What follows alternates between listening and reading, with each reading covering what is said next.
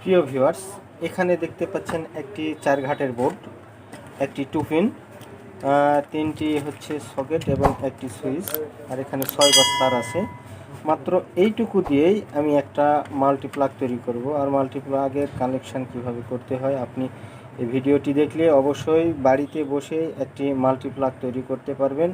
তো আমি এই ভিডিওটি শুরু করছি, আপনাদের দেখাবো মাল্টিপ্লাগ কিভাবে তৈরি করতে হয়। তো সর্বপ্রথমে আমি 2 পিন থেকে শুরু করছি।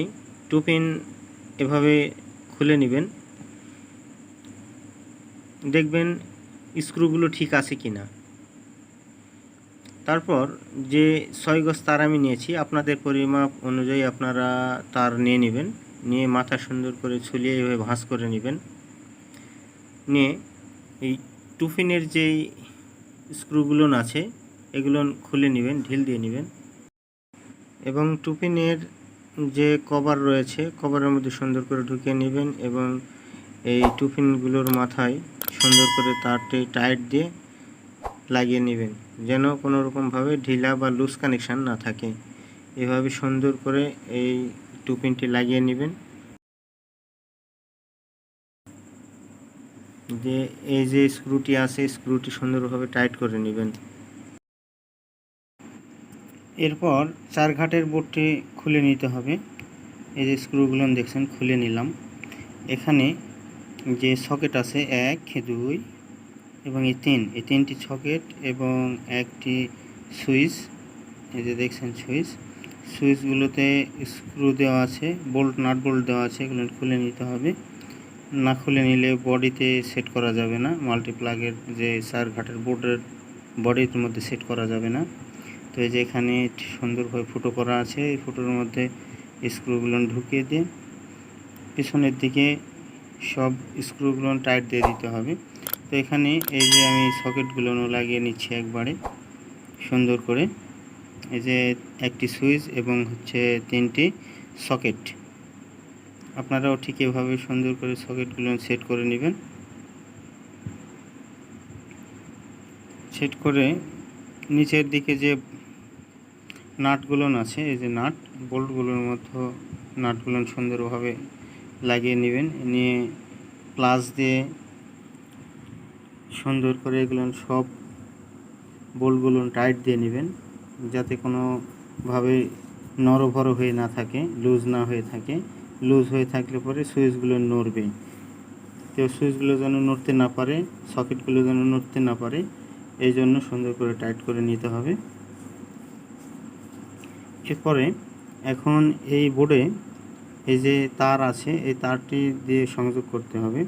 তো এর জন্য পজিটিভের মাথাটা আমি সুন্দর করে বের করে নিচ্ছি, আপনারাও ঠিক এভাবে বের করে নেবেন। আর কথা হচ্ছে যে আপনি এই যে ভিডিওতে ঠিক যেভাবে দেখছেন এইভাবেই যদি একটি মাল্টিপ্লাগের কাজ করেন তাহলে কোনো রকমভাবে ভুল হওয়ার সম্ভাবনা থাকবে না।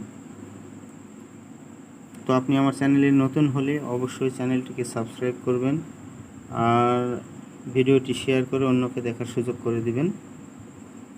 এখন এই যে সকেট আছে 3টা এবং একটা সুইচ, এই সকেট 3টার জন্য এবং হচ্ছে সুইচের মোট হচ্ছে 4টি এই স্ক্রুগুলো ঢিল দিয়ে নিতে হবে, কেননা এর মধ্যে দিয়ে এখন লাইন দিব।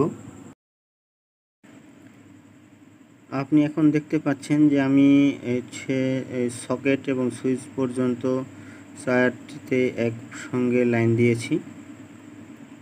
যেটাতে লাইন দেওয়া হয়ে গেছে। এখন যে লাইনটা দিয়ে এই 2 পিনের মাথার যে 6 গজ তার লাগানো ছিল সেই তার দিয়ে বিদ্যুৎ আসবে এবং এখানে একটি গিট দিয়ে নিলাম। এই গিট দেওয়ার কারণ হচ্ছে যদি কোনো রকমভাবে টান লাগে, টানা হেঁচড়ার কারণে যদি ভিতরে থেকে তার ছিঁড়ে যায় বা ডিসকানেক্ট হয় এই ভয়ে, তো যাই হোক ওখানে গিরা দিলে অর্থাৎ গিটটি দিলে আর টান লেগে ভিতর থেকে কোনো লাইন ডিসকানেক্ট হবে না, এই জন্য গিট দিয়ে নিলাম। এবং হচ্ছে সবগুলোতেই আমি একটা নেগেটিভ তারের লাইন দিয়ে নিলাম। এখন আপনারা দেখলে বুঝতে পারবেন যে একটা নেগেটিভ লাইন যেটা, সেটা ডাইরেক্ট 3টি সকেটে লাইন দিয়েছি এবং পজিটিভ লাইনটি নিয়ে এসে সুইচের মাথায় দিলাম, আর সুইচ থেকে আবার 3টি লাইন চলে গেল 3টি সকেটে।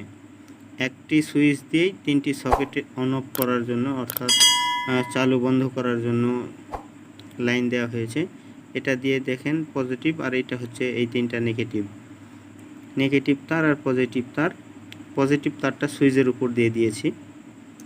আর এখন এই যে দেখেন আমি বডিটি সেট করে নিচ্ছি।